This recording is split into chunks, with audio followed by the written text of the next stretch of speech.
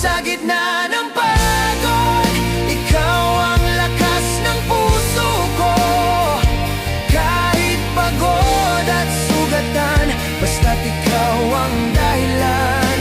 Muling lalaban dahil sa'yo, anak. Ikaw ang aking buhay.